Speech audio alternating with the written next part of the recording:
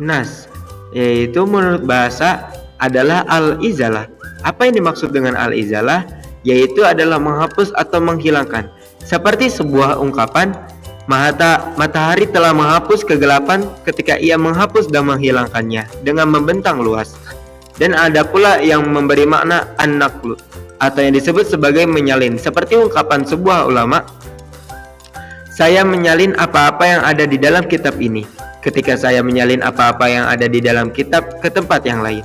Sedangkan menurut syara' atau istilah, nasah ialah menghilangkan hukum syara' dengan dasar dalil syara' yang lebih akhir datangnya. Adapun pembagian nas, pembagiannya terbagi menjadi 5 bagian. Yang pertama, menas tulisannya dan menetapkan hukumnya. Yang kedua, menas hukumnya dan menetapkan tulisannya. Yang ketiga, menas 2 perkara sekaligus. Yang keempat, menas hadis dengan Al-Quran. Yang kelima, menas hadis dengan hadis. Sekarang masuk ke pembagian yang pertama, yaitu menas tulisannya dan menetapkan hukumnya. Seperti lafaz yang artinya adalah orang tua laki-laki dan perempuan ketika berzina, maka rajamlah mereka dengan pasti. Keterangan itu diyakini dulunya ada seperti yang diungkapkan oleh Umar bin Khattab radhiyallahu anhu yang berkata, saya sesungguhnya pernah membaca ayat itu. Hadis riwayat Imam Syafi'i dan lainnya.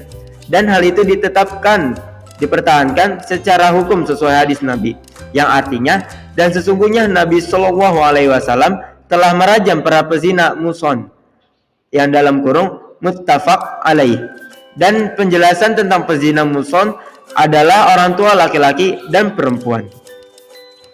Sekarang masuk ke pembagian yang kedua, yaitu menas hukumnya dan menetapkan tulisannya.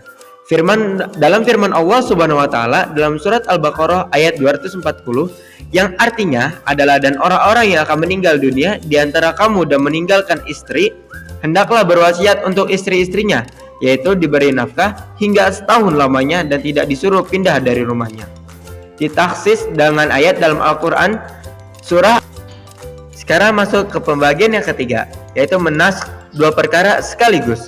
Seperti hadis yang diriwayatkan Imam Muslim dari Aisyah radhiyallahu anha tentang beberapa kali seseorang menjadi anak susuan seorang ibu, yang artinya hukum yang berlaku adalah 10 kali menyusu yang diketahui maka menjadikan haram baginya. Kemudian disalin menjadi 5 kali menyusu yang diketahui menjadi haram baginya. Sekarang masuk ke pembagian yang keempat, yaitu menas hadis dengan Al-Quran. Seperti dalam menghadap Baitul Maqdis sebagai kiblat, yang ditetapkan di dalam sebuah hadis yang diriwayatkan oleh Bukhari Muslim, yang artinya, maka sesungguhnya Nabi Shallallahu Alaihi Wasallam menghadap ke Baitul Maqdis dalam sholatnya selama 16 bulan. Hadis ini dinas dengan firman oleh Allah Subhanahu wa taala dalam surat Al-Quran ayat 144, yang artinya, palingkanlah mukamu ke arah Masjidil Haram.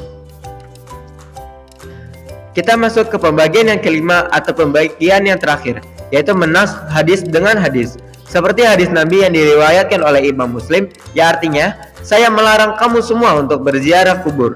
Maka kemudian berziarahlah. Sebagian ulama berpendapat bahwa boleh menas Al-Quran dengan al-hadis, seperti pada surat Al-Baqarah ayat 18, yang artinya, diwajibkan atas kamu apabila seseorang di antara kamu kedatangan tanda-tanda maut, jika ia meninggalkan harta yang banyak, berwasiat untuk ibu, bapak, dan karib kerabatnya secara ma'ruf. Ini adalah kewajiban atas orang-orang yang bertakwa, yang dinas oleh hadis